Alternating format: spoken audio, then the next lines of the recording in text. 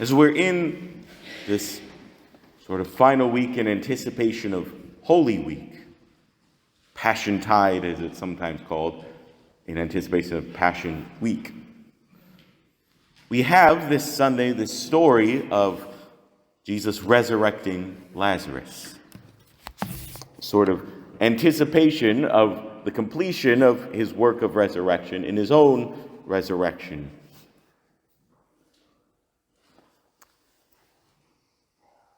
But looking at this idea of resurrection, I was pondering, I was listening to a talk by some psychologist once, who was talking about how Christianity provides, and the story of the resurrection is a very powerful metaphor for our human psychology.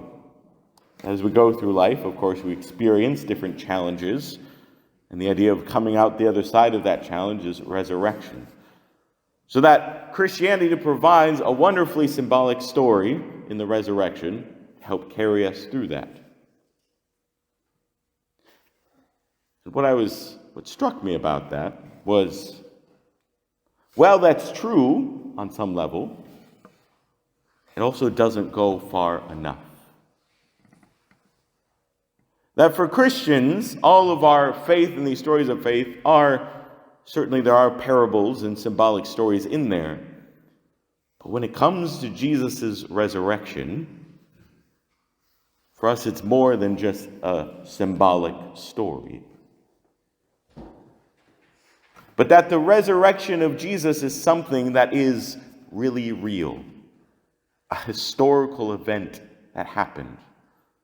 Jesus' resurrection of Lazarus isn't just a nice symbolic story. It's something that's really real. A historic event. And what does that mean for us? And to take it all a step further, I was recently talking to someone who had been reading a psychologist named Carl Jung, who you may have heard of in school, and how he really came to believe in this idea. Apparently, Carl Jung puts forward this idea of this sort of idea of collective consciousness, that when we die, we're sort of reabsorbed into the collective consciousness. And if you look at Eastern religions, there's a similar idea of sort of this. When we die, we're just sort of reabsorbed back into the divine. And in Hinduism and Buddhism, it's kind of realizing I don't have any distinctiveness, but I'm just part of everything, so I'm just reabsorbed into all of it. Pondering this, I was struck by the distinctiveness of Christianity in that regard. That is really drawn out in the story, the gospel today of Jesus and Lazarus. That there is a deeply personal thing in Christianity. That when Jesus came, Jesus didn't just come to save collective humanity, though certainly he did, but that Jesus doesn't just care about humanity collectively, but cares about each person as a unique and distinctive individual. That when Jesus came to raise Lazarus, he really cares about Lazarus and Martha and Mary as distinctive individuals, not just as, a number of collective humanity to draw to himself. They're not just statistics, but that he deeply loves them specifically as persons, as people. That he wept at the tomb of Lazarus. And that in Christianity, in our understanding of the resurrection, more than just a symbolic story, but that Jesus wants to save and preserve me and you. That I'm not just a number on a page, I'm not just a statistic, but Jesus wants me. Some days I don't want me, but Jesus wants me.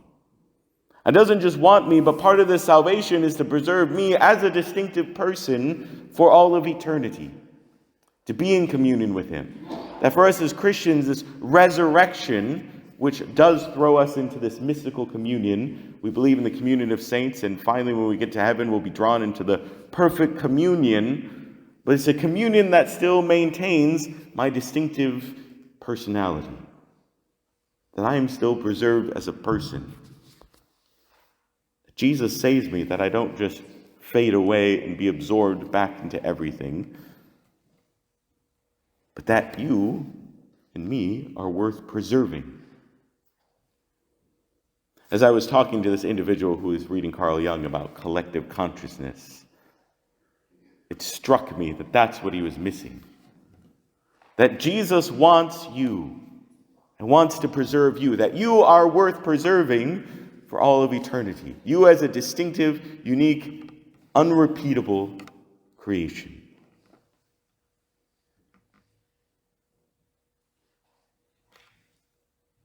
Jesus wants you and me. And that means that my life, all of a sudden, by the reality of this resurrection, is charged with meaning. That Jesus is making me into something, wants to make me into who I was fully meant to be so I can be that for all eternity. That it means my thoughts and words and actions, what I do, everything in my life is charged with meaning because it has echoes into eternity. Because Jesus wants you and wants you with him for all eternity. Amen.